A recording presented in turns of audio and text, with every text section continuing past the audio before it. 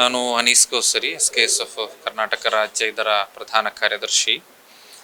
ಒಂದು ಸಮಸ್ತ ಶತಮಾನೋತ್ಸವ ಕಾರ್ಯಕ್ರಮ ಜನವರಿ 28, 2024 ಬೆಂಗಳೂರಿನ ಅರಮನೆ ಮೈದಾನದಲ್ಲಿ ಈ ಕಾರ್ಯಕ್ರಮದ ಉದ್ಘಾಟನಾ ಕಾರ್ಯಕ್ರಮ ನಡೆದಿದೆ. ರಾಜ್ಯದ ಸನ್ಮಾನ್ಯ ಮುಖ್ಯಮಂತ್ರಿಗಳು, ಉಪಮುಖ್ಯಮಂತ್ರಿಗಳು ಭಾಗವಹಿಸಿದ್ರು. ಈಗ ಸಮಸ್ತದ ಶತಮಾನೋತ್ಸವ ಸಮಾರೋಪ ಮಹಾಸಮ್ಮೇಳನ ಫೆಬ್ರವರಿ 4ರಿಂದ 8ನೇ ತಾರೀಕಿನವರೆಗೆ ಕಾಸರಗೋಡಿನ ಕುಣಿಯದಲ್ಲಿ ನಡೆಯುತ್ತದೆ. 8ನೇ ತಾರೀಕಿನಂದು ಸಮಾರೋಪ ಮಹಾಸಮ್ಮೇಳನ. ಅದರಲ್ಲಿ 3 ರಾಜ್ಯದ ಮುಖ್ಯಮಂತ್ರಿಗಳು, ಈಜಿಪ್ಟಿನ ಗ್ರ್ಯಾಂಡ್ ಮುಫ್ತಿಗಳು, ಅದೇ ರೀತಿ ಭಾರತ ರಾಜ್ಯದ ವಿವಿಧ ರಾಜ್ಯಗಳಿಂದಿರುವ ಪ್ರಮುಖ ಸುನ್ನಿ ದಾವಾ ಕಾಲೇಜುಗಳ, ಅದೇ ರೀತಿಯಲ್ಲಿ ಧಾರ್ಮಿಕ ಮುನ್ನಡೆಯ ದೊಡ್ಡ ದೊಡ್ಡ ನಾಯಕರು, ಉಲಮಾಗಳು ಇದರಲ್ಲಿ ಭಾಗವಹಿಸ್ತಾರೆ. ಅದೇ ರೀತಿ ಹಲವಾರು ಮಂತ್ರಿಗಳು, ಅದೇ ರೀತಿ ರಾಜಕೀಯ ಪ್ರಮುಖರು, ಸಾಮಾಜಿಕ ಪ್ರಮುಖರೆಲ್ಲರೂ ಕೂಡ ಭಾಗವಹಿಸ್ತಾರೆ. ಇದರ ವಿಶೇಷತೆಯಾಗಿ ಒಂದು 4 ದಿನಗಳ ಕ್ಯಾಂಪ್ ನಡೀತಾ ಇದೆ. ಅದು 4ನೇ ತಾರೀಕಿನಂದು ಸಂಜೆ ಆರಂಭಗೊಂಡು 7ನೇ ತಾರೀಕಿನಂದು ಸಂಜೆಯವರೆಗೆ ನಡೆಯಲಿಕ್ಕಿದೆ. ಮೊದಲ ದಿನ 10,000 ಶಿಬಿರಾರ್ಥಿಗಳು ಭಾಗವಹಿಸಲಿಕ್ಕಿದ್ದಾರೆ. ಅವರನ್ನು ದಾಯಿಗಳಾಗಿ, ನಾಸಿಹಗಳಾಗಿ ಅವರಿಗೆ ಸರ್ಟಿಫಿಕೇಟ್ ನೀಡಲ್ಪಡ್ತದೆ. ನಂತರ 2.5 ದಿನಗಳಲ್ಲಿ 23,000 ಜನರು ಅದನ್ನು ಸೇರಿಕೊಳ್ತಾರೆ. ಟೋಟಲ್ 33,313 ಶಿಬಿರಾರ್ಥಿಗಳು ಭಾಗವಹಿಸುವಂತಹ ಒಂದು ಕಾರ್ಯಕ್ರಮ, ಶಿಬಿರ ಕಾರ್ಯಕ್ರಮ. ಆದರೆ ಅವರಿಗೆ ಆನ್ಲೈನ್ ರಿಜಿಸ್ಟ್ರೇಷನ್ ಮಾಡಿಕೊಳ್ಳಲಾಗಿದೆ. ಈಗಾಗಲೇ 2 ವಾರಗಳ ಮುಂಚೆ ಅದೆಲ್ಲವೂ ಕೂಡ ಪೂರ್ಣಗೊಂಡಿದೆ. ಅವರಿಗೆ ಬ್ಯಾಜ್ ನೀಡಲ್ಪಟ್ಟಿದೆ. ದೊಡ್ಡ 10,000 ಸ್ಕ್ವೇರ್ ಫೀಟ್ನಂತಿರುವ 3 ಪೆವಿಲಿಯನ್ಗಳು ಅವರಿಗಾಗಿ ಸಜ್ಜುಗೊಂಡಿದೆ. ಈಗಾಗಲೇ 9 ಪ್ರವೇಶ ದ್ವಾರಗಳಿವೆ. ಒಂದೊಂದು ಪ್ರವೇಶ ದ್ವಾರಗಳಿಂದ ಪ್ರವೇಶಿಸುವಾಗಲೂ ಕೂಡ ಅವರಿಗೆ QR ಕೋಡ್ ಇದೆ. ಆ QR ಕೋಡನ್ನು ಕೊಟ್ಟುಕೊಂಡು ಪ್ರವೇಶವನ್ನು ಪಡೆಯಬೇಕು. ಅವರನ್ನು 313 ಕ್ಲಸ್ಟರ್ಗಳಾಗಿ ಬೇರೆ ಬೇರೆ ವಿಂಗಡಿಸಲಾಗಿದೆ. ಆ ಕ್ಲಸ್ಟರ್ಗಳಿಗೆ 3 ಲೀಡರ್ಸ್ಗಳನ್ನು ನೀಡಲಾಗಿದೆ. 1000ದಷ್ಟು ಲೀಡರ್ಸ್ಗಳು ಮಾತ್ರ, ಅಮೀರ್ಗಳು ಮಾತ್ರ ಇದ್ದಾರೆ. 33 ಶಿಬಿರಾರ್ಥಿಗಳಿಗೂ ಕೂಡ ಅವರಿಗೆ ಪ್ರತ್ಯೇಕವಾದ ಸ್ಮರಣಿಕೆ ನೀಡಲ್ಪಡುತ್ತದೆ. ಸಮ್ಮೇಳನದ ಶತಮಾನೋತ್ಸವ ಒಂದು ಐತಿಹಾಸಿಕ ಕಾರ್ಯಕ್ರಮ. ಆ ಐತಿಹಾಸಿಕ ಕಾರ್ಯಕ್ರಮದ ಒಂದು ಕುರುಹಾಗಿ ಅವರಿಗೆ ಸ್ಮರಣಿಕೆ ನೀಡಲ್ಪಡುತ್ತದೆ. ಅದೇ ರೀತಿಯಲ್ಲಿ ಬಹಳ ತಾಂತ್ರಿಕ ವ್ಯವಸ್ಥೆ, ತಂತ್ರಜ್ಞಾನದ ಯಾವುದೆಲ್ಲ ಸಾಧ್ಯತೆಗಳಿಲ್ಲವೋ ಆ ಸಾಧ್ಯತೆಗಳನ್ನೆಲ್ಲವನ್ನು ಕೂಡ ಈ ಶಿಬಿರದಲ್ಲಿ ಬಳಸಿಕೊಳ್ಳಲಾಗಿದೆ. ಪ್ರತ್ಯೇಕವಾದ LED-ಗಳು, ಅದು ಕೂಡ ಕಾರ್ಯಕ್ರಮವನ್ನು ನೋಡಲಿಕ್ಕೆ ತೊಂದರೆ ಆಗದ ರೀತಿಯಲ್ಲಿ. ಅದರ ಜೊತೆಗೆ QR ಕೋಡ್ಗಳು, ಪ್ರತಿಯೊಬ್ಬ 16 ವಿಷಯಗಳಲ್ಲಿ ಅಧ್ಯಯನ ಶಿಬಿರ ನಡೆಯುತ್ತದೆ. ಆ ಸಂಪನ್ಮೂಲ ವ್ಯಕ್ತಿಗಳ ಪ್ರೊಫೈಲ್ಗಳು QR ಕೋಡ್ನಲ್ಲಿ ಅವರಿಗೆ ಸ್ಕ್ಯಾನ್ ಮಾಡಿ ತೆಗೆದುಕೊಳ್ಬಹುದು. ಪ್ರತಿಯೊಬ್ಬ ಸಂಪನ್ಮೂಲ ವ್ಯಕ್ತಿ ಒಂದು ವಿಷಯ ಮಂಡನೆ ಮಾಡಿದ ನಂತರ ಆ ವಿಷಯದ ಬ್ರೀಫ್ ಸಿಗಬೇಕಾದ್ರೆ ಜಸ್ಟ್ ಒಂದು QR ಕೋಡ್ ಸ್ಕ್ಯಾನ್ ಮಾಡಿದರೆ ಅವರಿಗೆ ಅದನ್ನು ಡೌನ್ಲೋಡ್ ಮಾಡಿಕೊಳ್ಬಹುದು. ಅದೇ ರೀತಿಯಲ್ಲಿ ಅವರು ಕುಳಿತುಕೊಳ್ಳಲಿಗೆ ಅವರ ಆಹಾರದ ವ್ಯವಸ್ಥೆ ಅವರಿಗೆ ನೀಡಲ್ಪಡುತ್ತದೆ, ಅವರ ಫುಡ್ ವ್ಯವಸ್ಥೆ ನೀಡಲ್ಪಡುತ್ತದೆ. 33,000 ಮಂದಿಗೆ ಬೇಕಾದಂತಹ ನಮಾಜ್ನ ವ್ಯವಸ್ಥೆ, ಅವರಿಗೆ ಬೇಕಾದಂತಹ ವಾಶ್ರೂಮ್ಗಳ ವ್ಯವಸ್ಥೆ, ಅವರಿಗೆ ಬೇಕಾದಂತಹ ಉಪಹಾರದ ವ್ಯವಸ್ಥೆ, ಇದೆಲ್ಲವೂ ಕೂಡ ಈಗಾಗಲೇ ಸಜ್ಜುಗೊಂಡಿದೆ. ಅದರ ಜೊತೆಗೆ ಗ್ಲೋಬಲ್ ಎಕ್ಸ್ಪೋ ನಡೀತಿದೆ ಮತ್ತೊಂದು ಭಾಗದಲ್ಲಿ. ಆ ಗ್ಲೋಬಲ್ ಎಕ್ಸ್ಪೋದಲ್ಲಿ ಒಂದು ನಮ್ಮ ದಕ್ಷಿಣ ಭಾರತಕ್ಕೆ ಇಸ್ಲಾಂ ಬಂದ ನಂತರ ಅದರ ಅಧ್ಯಯನಗಳು, ಅದರ ಧಾರ್ಮಿಕ ಶಿಕ್ಷಣ ಬೆಳೆದು ಬಂದಂತಹ ರೀತಿ, ಅದರ ನಂತರ ಆಧುನಿಕತೆಯಲ್ಲಿ ಕರ್ಮಶಾಸ್ತ್ರ ಇವೆಲ್ಲವನ್ನು ಕೂಡ ಇಸ್ಲಾಮಿನ AI ತಂತ್ರಜ್ಞಾನದಲ್ಲಿ ಯಾವ ರೀತಿಯಲ್ಲಿ ಬೆಳೆಸಬಹುದು ಎನ್ನುವುದು, ಅದೇ ರೀತಿಯಲ್ಲಿ ದೇಶಕ್ಕೆ ಮುಂದಕ್ಕೆ ಒಳ್ಳೆಯ ಒಂದು ಜ್ಞಾನದಾಹಿಗಳನ್ನಾಗಿಸುವಂತಹ ಕೆಲಸ ಎಕ್ಸ್ಪೋದಲ್ಲಿ ನಡೀತಾ ಇದೆ. ಈಗಾಗಲೇ ಸಾವಿರಾರು ಮಂದಿ ಭಾಗವಹಿಸಿ ಆಗಿದೆ, ಅದನ್ನು ವೀಕ್ಷಿಸಿ ಆಗಿದೆ. ಪ್ರತಿ ಸಮಯದಲ್ಲೂ ಕೂಡ ಅದರ ವೀಕ್ಷಣೆ ಮುಂದುವರಿಯುತ್ತಲೇ ಇದೆ. ಜೊತೆಗೆ ಲಕ್ಷಾಂತರ ಕಾರ್ಯಕರ್ತರು, ಈಗಾಗಲೇ ಸಮಸ್ತಕ್ಕೆ ಅಧಿಕೃತವಾಗಿಯೇ ಲಕ್ಷಾಂತರ ಕಾರ್ಯಕರ್ತರಿದ್ದಾರೆ.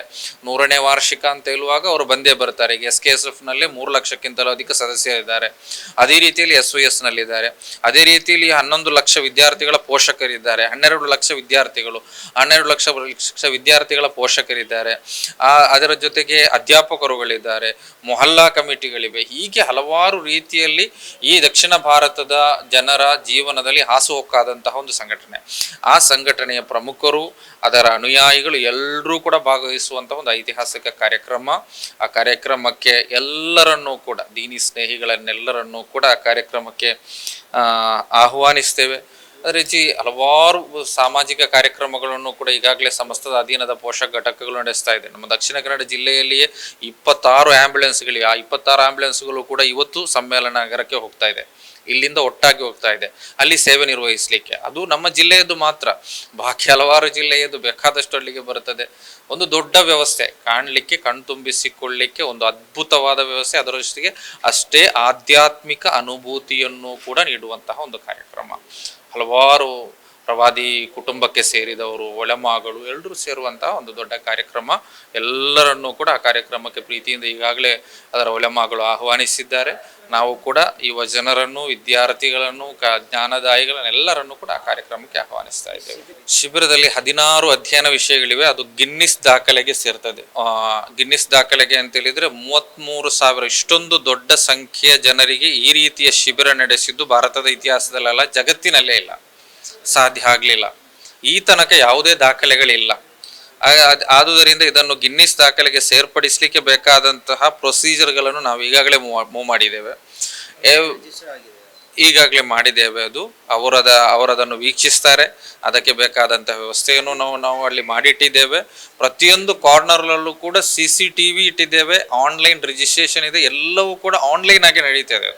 ಅದನ್ನು ಯಾರಿಗೆ ಬೇಕಾದರೂ ವೀಕ್ಷಿಸಬಹುದು.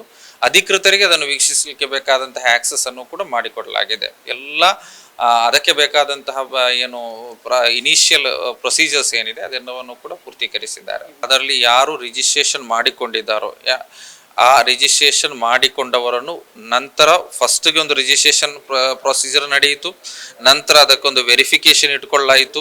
ಅದರಲ್ಲಿ ಯಾರು ಬರ್ತಾರೆ, ಯಾರು ಬರುವುದಿಲ್ಲ ಎನ್ನುವುದನ್ನು ಮತ್ತೆ ಆಬ್ಸೆಂಟಿಗಳಿಗೆ ಬೇಕಾದ ರೀತಿಯಲ್ಲಿ ಅವರಿಗೆ ವ್ಯವಸ್ಥೆ ಮಾಡಿಕೊಡಲಾಯಿತು. ಆ ವೆರಿಫೈ ಪೂರ್ತೀಕರಿಸಿದ ನಂತರ ಈ 33,000 ಜನರನ್ನು ಕೂಡ ಪ್ರೀ ಕ್ಯಾಂಪ್ಗಾಗಿ ಕ್ಲಸ್ಟರ್ಗಳಲ್ಲಿ ಸೇರಿಸಲಾಯಿತು. ಅವರನ್ನು ಸೇರಿಸಿ ಅವರಿಗೆ ಈ ಕ್ಯಾಂಪ್ನ ಬಗ್ಗೆ ತರಬೇತಿ ಕೊಟ್ಟು ಆ ಪ್ರೀ ಕ್ಯಾಂಪ್ನಲ್ಲಿ ಭಾಗವಹಿಸಿದವರಿಗೆ ಮಾತ್ರ ಬ್ಯಾಜ್ ಅನ್ನು ನೀಡಲ್ಪಟ್ಟು, ಆ ಪ್ರೀ ಕ್ಯಾಂಪ್ನಲ್ಲಿ ಭಾಗವಹಿಸಿ ಬ್ಯಾಜ್ ನೀಡಲ್ಪಟ್ಟವರಿಗೆ ಮಾತ್ರ ಆ ಪ್ರವೇಶ ದ್ವಾರದ ಮೂಲಕ ಪ್ರವೇಶಿಸಬಹುದು.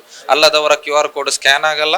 QR ಕಾರ್ಡ್ ಸ್ಕ್ಯಾನ್ ಆಗದವರಿಗೆ ಒಳಗೆ ಹೋಗ್ಲಿಕ್ಕೂ ಕೂಡ ಸಾಧ್ಯ ಇಲ್ಲ. ಅಷ್ಟೊಂದು ವ್ಯವಸ್ಥಿತವಾಗಿ ದೇಶ ವಿದೇಶದ ಪ್ರತಿನಿಧಿಗಳು ಭಾಗವಹಿಸ್ತಾರೆ. ಅದು ಕ್ಯಾಂಪ್ನಲ್ಲ, ಕ್ಯಾಂಪ್ನಲ್ಲಿ ನಮ್ಮ ಕಾರ್ಯಕರ್ತರು, ನಮ್ಮ ಫ್ಯಾಕಲ್ಟಿಗಳು, ಹಲವಾರು ರೀತಿಯಲ್ಲಿರುವಂತಹ ಫ್ಯಾಕಲ್ಟಿಗಳೇ. ಸಾರ್ವಜನಿಕ ಮಹಾಸಮ್ಮೇಳನದಲ್ಲಿ ವಿದೇಶ ಪ್ರತಿನಿಧಿಗಳು ಭಾಗವಹಿಸ್ತಾರೆ. ಹಲವಾರು ದೇಶಗಳಿಂದ ಭಾಗವಹಿಸ್ತಾರೆ. ಪ್ರಮುಖವಾಗಿ ಈಜಿಪ್ಟ್ನ ಗ್ರ್ಯಾಂಡ್ ಮುಫ್ತಿಯವರು ಈ ಕಾರ್ಯಕ್ರಮವನ್ನು ಉದ್ಘಾಟಿಸಲಿದ್ದಾರೆ. ದೇಶದ ವಿವಿಧ ರಾಜ್ಯಗಳಿಂದ ಭಾಗವಹಿಸ್ತಾರೆ. ಪಶ್ಚಿಮ ಬಂಗಾಳದಿಂದ ಇದ್ದಾರೆ, ತಮಿಳುನಾಡಿನಿಂದ ಇದ್ದಾರೆ, ಬಾಕಿಯಾತು ಸಾಲಿಹಾತ್ನ ಚಾನ್ಸಲರ್ ಅವರಿದ್ದಾರೆ, ವೈಸ್ ಚಾನ್ಸಲರ್ ಅವರಿದ್ದಾರೆ. ಆ ರೀತಿಯಲ್ಲಿ ಹಲವಾರು ರಾಜ್ಯಗಳ ಪ್ರಮುಖ ಸುನ್ನಿ ಒಲೆಮಾಗಳು ಈ ಕಾರ್ಯಕ್ರಮದಲ್ಲಿ ಭಾಗವಹಿಸ್ತಾರೆ. 8ನೇ ತಾರೀಕಿನಂದು ಸಂಜೆ ಒಂದು 3 ಗಂಟೆಯಿಂದಲೇ ಕಾರ್ಯಕ್ರಮ, ಅದು ಸರಿಯಾದ ಶೆಡ್ಯೂಲು ಎಲ್ಲ ಆಗಿದೆ. ಅದು ಹೊರಗೆ ಬರಬೇಕಷ್ಟೇ. ಅದು ಒಂದು 3 ಗಂಟೆಯಿಂದಲೇ ಪ್ರಾರಂಭ ಆಗ್ತದೆ. ರಾತ್ರಿ ಒಂದು ನಿಶ್ಚಿತ ಸಮಯದ ತನಕ ಅದರ ನೋಟಿಸು, ಶೆಡ್ಯೂಲ್ ಎಲ್ಲ ಪೂರ್ಣವಾಗಿ ಕೈಗೆ ಸಿಗ್ಬೇಕಷ್ಟೇ. 3,313 ಸ್ವಯಂ ಸೇವಕರು, ವಿಕಾಯ ಸ್ವಯಂ ಸೇವಕರು. ಅದರ ಜೊತೆಗೆ ನಮ್ಮ ತೊಲಬಾ ಸ್ವಯಂ ಸೇವಕರು ಬೇರೆ ಇದ್ದಾರೆ. ತೊಲಬಾ ಅಂತ ಹೇಳಿದ್ರೆ ಧಾರ್ಮಿಕ ಶಿಕ್ಷಣ ಸಂಸ್ಥೆಗಳಲ್ಲಿ ಕಲಿಯುವಂತಹ ವಿದ್ಯಾರ್ಥಿಗಳು. ಅವರು ಪ್ರತ್ಯೇಕವಾಗಿ ಗೆಸ್ಟ್ಗಳನ್ನು ಸ್ವೀಕರಿಸಿಕೊಳ್ಳಿಕ್ಕೋ ಅದಕ್ಕೋ ಇದಕ್ಕೋ ಅವರದ್ದೊಂದು ಬೇರೆಯೇ ತಂಡ ಇದೆ. ಅದೇ ರೀತಿಯಲ್ಲಿ SYSನ ಆಮಿಲ ಅಂತೇಳಿ ಒಂದು ತಂಡ ಇದೆ. ಪ್ರಮುಖವಾಗಿ ವಿಕಾಯದ 3,313 ಸ್ವಯಂ ಸೇವಕರು, ಅದರಲ್ಲಿ ಹೆಚ್ಚಿನವರು ಈಗಾಗಲೇ ಅಲ್ಲಿ ಸೇರಿಕೊಂಡಿದ್ದಾರೆ, ಕೆಲಸ ನಿರ್ವಹಿಸ್ತಾ ಇದ್ದಾರೆ. ಜೊತೆಗೆ ಜಿಲ್ಲಾಡಳಿತ 500 ಪೊಲೀಸರನ್ನು ವಿಶೇಷವಾಗಿ ಅವರ ಆ ಸಮ್ಮೇಳನಕ್ಕೆ ಬೇಕಾಗಿಯೇ ಕಾಯ್ದಿರಿಸಿದ್ದಾರೆ. ಆ ದಿನದಂದು ಅವರು ಕೂಡ ಅಲ್ಲಿ ಅಲ್ಲಿ ಕಾನೂನು ವ್ಯವಸ್ಥೆ, ಅಲ್ಲಿನ ಸಂಪರ್ಕ ವ್ಯವಸ್ಥೆಗಳನ್ನೆಲ್ಲವನ್ನು ಕೂಡ ನೋಡಿಕೊಳ್ಳಿಕ್ಕೆ ಅವರು ಕೂಡ ಸಹಕರಿಸಲಿದ್ದಾರೆ. ಮಂಗಳೂರಿನಿಂದ ಜನರನ್ನು ಬಸ್ನ ವ್ಯವಸ್ಥೆ ಮಾಡಿಕೊಂಡಿದ್ದಾರೆ. ಬಹಳ ಹತ್ತಿರದ ಪ್ರದೇಶ ಆಗಿರುವುದರಿಂದ ಎಲ್ರಿಗೂ ಕೂಡ ಆಕ್ಸೆಸ್ ಈಸಿ ಆಗಿದೆ. ಈಗ ಒಂದು ಕೇರಳದ ಸ್ಟೇಟ್ ಟ್ಯಾಕ್ಸ್ ಅನ್ನು ಅದರಲ್ಲಿ ವಿನಾಯಿತಿ ಕೊಡಬೇಕು ಅಂತೇಳಿ ಕೇರಳ ಸರ್ಕಾರವನ್ನು ನಾವು ಕೇಳಿಕೊಂಡಿದ್ದೇವೆ, ನಮ್ಮ ಒಲೆಮಾಗಳು ಕೇಳಿಕೊಂಡಿದ್ದಾರೆ. ಇನ್ಶಾಅಲ್ಲಾ ಅದರ ಪ್ರೊಸೀಜರ್ ಇದೆ. ಇವತ್ತು ನಾಳೆಯಲ್ಲಿ ಅದರ ಅಪ್ಡೇಟ್ ಸಿಗ್ಬೋದು. ಅದಕ್ಕೆ ಪ್ರಯತ್ನಗಳು ನಡೀತಾ ಇದೆ. ಏನಿದ್ರು ಕೂಡ ಅದು ಇದ್ರೂ ಇಲ್ಲದಿದ್ರೂ ಕೂಡ ನಮ್ಮ 533 ಮೊಹಲ್ಲಾಗಳಿವೆ. ಅದರಲ್ಲಿ ಹೆಚ್ಚಿನ ಮೊಹಲ್ಲಾಗಳಿಂದ, ಹೆಚ್ಚಿನದಂತೇಳಿ ಎಲ್ಲ ಮೊಹಲ್ಲಾಗಳಿಂದಲೂ ಕೂಡ ಬಸ್ನ ವ್ಯವಸ್ಥೆ ಇದೆ. ಅದು ಅವರು ಸ್ವಯಂ ಪ್ರೇರಿತರಾಗಿ, ನಾವೇನೋ ಅವರನ್ನು ನೀವು ಹೋಗಲೇಬೇಕು ಹಾಗೆ ಹೀಗೆ ಅವರಿಗೆ ಬಸ್ನ ವ್ಯವಸ್ಥೆ ನಾವು ಮಾಡಿಕೊಡಲ್ಲ. ಅದೆಲ್ಲವೂ ಕೂಡ ಅವರು ಸ್ವಯಂ ಪ್ರೇರಿತವಾಗಿ ಹೋಗ್ತಾರೆ. ಇಲ್ಲ ಖಂಡಿತವಾಗಿಯೂ ಆಗಿಲ್ಲ. ಇದರ 90ನೇ ವಾರ್ಷಿಕ ಆಲಪ್ಪುಳದಲ್ಲಿ ನಡೆದಿತ್ತು. ಬಹಳ ದೊಡ್ಡದಾದಂತಹ ಕಾರ್ಯಕ್ರಮ, ಇಡೀ ಕೇರಳ ಕಂಡಂತಹ ದೊಡ್ಡ ಕಾರ್ಯಕ್ರಮ. ಆದರೂ 100ನೇ ವಾರ್ಷಿಕದಷ್ಟು ದೊಡ್ಡದಲ್ವೇ ಅಲ್ಲ. ಇದು ಬಹುಶಃ ಭಾರತ ದೇಶ ಕಂಡದ್ದರಲ್ಲಿಯೇ ಮುಸ್ಲಿಂ ಸುನ್ನಿ ಈ ಒಂದು ಮುನ್ನಡೆಯಲ್ಲಿ ಕಂಡದ್ದರಲ್ಲಿ ಅತಿ ದೊಡ್ಡ ಸಮ್ಮೇಳನ ಆಗೋದರಲ್ಲಿ ಯಾವುದೇ ಸಂಶಯ ಇಲ್ಲ. ಅದರ ಎಲ್ಲ ಸಾಧ್ಯತೆಗಳು ಕೂಡ ನಮ್ಮ ಮುಂದೆ ದಿಟ್ಟವಾಗಿದೆ. ಆ ಸಾಧ್ಯತೆಗಳು ಇರುವುದು ಮಾತ್ರ ಅಲ್ಲ, ಅದಕ್ಕೆ ಬೇಕಾದಂತಹ ವ್ಯವಸ್ಥೆಯನ್ನು ಕೂಡ ನಾವು ಮಾಡಿಕೊಂಡಿದ್ದೇವೆ, ಪೂರ್ವ ತಯಾರಿಗಳನ್ನು ಮಾಡಿಕೊಂಡಿದ್ದೇವೆ. ಇಲ್ಲ, ಸಮ್ಮೇಳನದಲ್ಲಿ ಯಾರಿಗೆ ಬೇಕಾದರೂ ಭಾಗವಹಿಸಿಕೊಳ್ಳಬಹುದು. ಸಾರ್ವಜನಿಕ ಮುಸ್ಲಿಂ ಸಮುದಾಯದ ಯಾರೆಲ್ಲ ಇದ್ದಾರೆ ಅವರೆಲ್ಲರಿಗೂ ಕೂಡ ಸಮಸ್ತದ ಈ ಮಹಾ ಸಮ್ಮೇಳನದಲ್ಲಿ ಭಾಗವಹಿಸಬಹುದು. ಅವರು ಸ್ವಯಂ ಪ್ರೇರಿತರಾಗಿ ಭಾಗವಹಿಸ್ತಾರೆ. ಸಮಸ್ತವನ್ನು ಪ್ರೀತಿಸುವವರೆಲ್ಲರೂ ಕೂಡ ಭಾಗವಹಿಸ್ತಾರೆ. ಯಾರನ್ನು ಕೂಡ ಬರಬೇಡಿ ಅಥವಾ ಇಂಥವರಿಗೆ ಸಮ್ಮೇಳನಕ್ಕೆ ಬರಬಾರದು ಅಂತೇಳಿ ಏನೂ ಇಲ್ಲ. ಇದೊಂದು ಸಮಸ್ತದ ಸಾರ್ವಜನಿಕ ಮಹಾ ಸಮ್ಮೇಳನ. ಸಾರ್ವಜನಿಕ ಸಮ್ಮೇಳನದ ರೂಪ ಸ್ವರೂಪ ಅದೇ ರೀತಿಯಲ್ಲಿ ಇರ್ತದೆ. ಭಾಗವಹಿಸ್ತಾರೆ ಎಲ್ಲರೂ ಕೂಡ. ವಿಶೇಷ ಆಹ್ವಾನ ಅಂತೇಳಿ ನೀವು ಬನ್ನಿ ಅಂತೇಳಿ ಯಾರಿಗೂ ಕೊಡಲಿಲ್ಲ. ಎಲ್ಲರೂ ಕೂಡ ಭಾಗವಹಿಸ್ತಾರೆ.